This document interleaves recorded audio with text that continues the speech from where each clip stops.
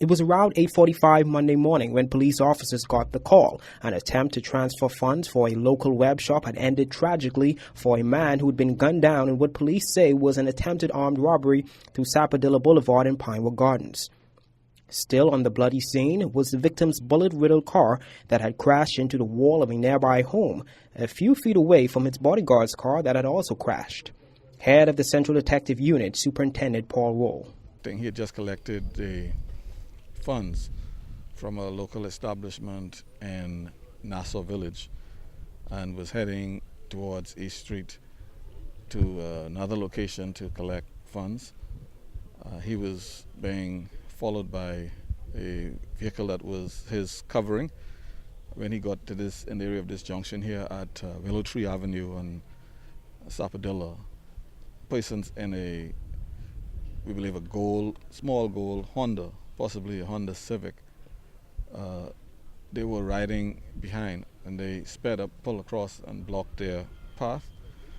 Two occupants got out of this vehicle and began discharging shots into the vehicle that was in the front and hitting the driver. They then reached in and took a box with some personal effects. The money that he had collected was not taken, that remained in the vehicle. The car that was following him, the driver who was providing the security exited with his shotgun and discharged shots at these culprits. The victim has since been identified as Prince Prudent, who, according to sources, buried his only brother last Saturday. Among the Prudent's visibly distraught family members was an eyewitness who, off camera, told our news team she was driving east on Sapodilla Boulevard just moments before the hail of gunfire. There were two cars first, and then other car was behind the car that they shot. When he stopped on the corner, two guys came out of the corner, a Rasta guy and a younger guy in a mustard hoodie like. And all we hear was bam, bam, bam, bam. They shot him, and the car run into the wall. The Rasta guy run through the yard, and the other young guy with the mustard hoodie, he was trying to see where he could get away. So the other gentleman out of the other car was shooting behind the younger guy, and that's all I see. Now, you say you were coming across the corner where you headed? We were coming across, going straight across the corner. Okay, this corner right here. The same corner where the car. Here, this area, and you were going. I was coming across the corner, and the guys. You were on Sapodilla Boulevard? Right, I was right on the corner, right, and they were coming across. The car, other car was coming on the main strip, and both of us stopped. And when I came across the corner, that's when we heard the gunshot, and I saw the two guys exited out of the car, opened the side of the driver, and shot him twice. I don't live in this area. I just was going to work. Okay, and you witnessed something like this for the first time? For the first time. And explain the effect that this has on you now. Well, it is, for me, I don't know what the government, I don't know what they're going to do, but for me personally, I feel personally that the government in itself needs to start hanging and stop this dumbness talking about they don't want to hang people. They need to hang these boys. These boys, them is out of order. And they need to hang these fellas. But you know what? The government ain't going to do nothing until it gets to them. You understand? And that's when they're going to move. And I think that is totally wrong and disgusting. They need to do something. These boys don't care. They don't care about nobody's lives. That's an innocent young man this morning. They take his life for what? And they still didn't get what they was looking for. They got the devil in them along with the government unless they don't do something. And thank God we were across the corner because we could have been caught up in the shooting.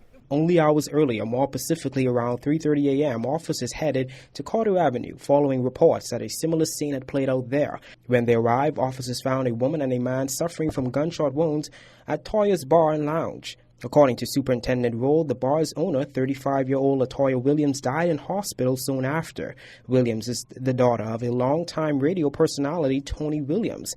Now, from what police have so far revealed, the suspect was denied entry to the club due to a prior altercation with another male. It was then that the suspect fired shots into the club with a handgun. Only an hour earlier, officers rushed to Blue Hill Road opposite the entrance to Yellow Elder Gardens, where they found a woman suffering from a gunshot wound to the head. She and her male companion were riding on a motorbike, trail motorbike, when persons in a gray Nissan Tido pulled alongside and discharged a shot, hitting her, the female who was on the back. She fell off the bike. The driver of this car then struck the young man who was riding the bike, causing him to collide into the guardrail, and he fell off the bike. And one of the occupants got out of this vehicle and took the bike, and they sped off, leaving both parties in the street. Bloodstains from the tragedy were still in clear view late this morning. Police have since arrested a 24-year-old male and a 31-year-old female at a Yellow Elder home, where officers recovered the stolen motorcycle and the vehicle believed to have been used in the robbery. Also killed this past weekend was 23-year-old Brandon Russell. Authorities tell us the incident happened around 8:30 last night in the area of Ronald Avenue, Chippenham. Russell, an employee of Breezes Resort, was found lifeless in front of an apartment. His alleged killers reportedly escaped in a black vehicle. Superintendent Roll acknowledges that this was a very busy weekend for his team, adding that these acts of crime shed light on a glaring issue in our society. What it speaks to is the level, I think, of disrespect for life and disrespect for one another, and disrespect and disregard, really, for the established institutions which we have in this country. You know, the police are here, we want to help, and we do everything possible to help, and appeal to them to put down the guns and let us resolve these disputes in a sensible and humane way.